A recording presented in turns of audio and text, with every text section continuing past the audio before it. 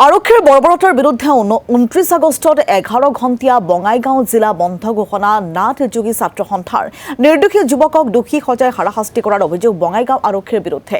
বঙাইগাঁৱৰ পৰা নিৰুদ্দেশ হোৱা এগৰাকী ছাত্ৰীক কেন্দ্ৰ কৰি বঙাইগাঁৱত তীব্ৰ চাঞ্চল্য।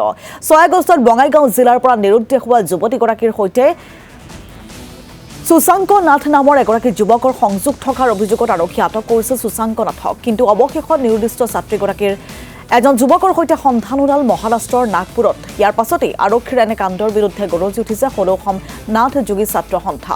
২৯ আগষ্টত বন্ধৰ সমান্তৰালভাৱে ৩০ আগষ্টত ৰাষ্ট্ৰীয় ঘাইপথ অৱৰোধ আৰু ৩১ আগষ্টত বঙাইগাঁও আৰক্ষী থানা ঘেৰাও কাৰ্যসূচী ঘোষণা সংগঠনটো।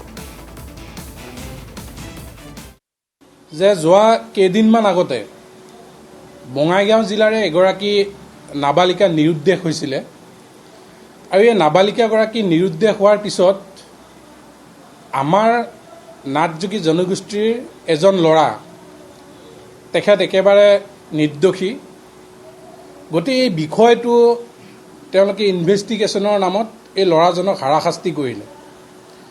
আৰু এই স্মাৰ্ট পুলিচক আজি আমি ক'ব বিচাৰিছোঁ যে এগৰাকী নিৰ্দোষী ল'ৰা এজনক তেওঁলোকে শাৰীৰিকভাৱে অপদস্থ কৰি মৰিয়াই তেওঁলোকে জেলত পঠিয়াই দিলে।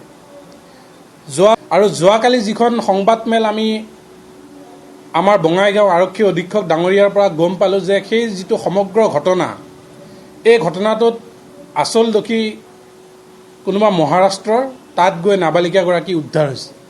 এতিয়া আমাৰ পুলিচলৈ প্ৰশ্ন যে কেৱল ইনভেষ্টিগেশ্যনৰ নামত এগৰাকী নিৰ্দোষী কম বয়সীয়া ফুলকমলীয়া ল'ৰাৰ জীৱনটোক লৈ তেওঁলোকে পুলিচে খেলিবলৈ কিয় পালে?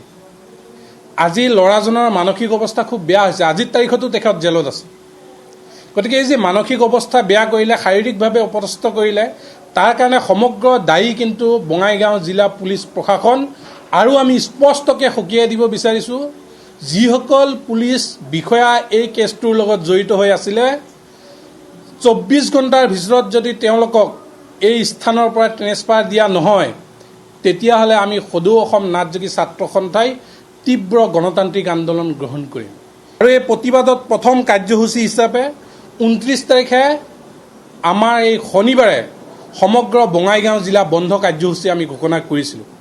তাৰ সমান্তৰালকৈ ৩০ তাৰিখ অৰ্থাৎ দেওবাৰে আমি ৰাষ্ট্ৰীয় ঘাইপথ অৱৰোধ কাৰ্যসূচী গ্ৰহণ কৰিছোঁ। আৰু সোমবাৰে যিহেতুকে বঙাইগাঁৱত আনি পেলাই তেখেতক জুৰুলাগুৰুকৈ প্ৰহাৰ কৰা হৈছিলে, তাৰ কাৰণে তেখেতক আমি বঙাইগাঁও আৰক্ষী চকী ঘেৰাও কাৰ্যসূচী লৈছোঁ।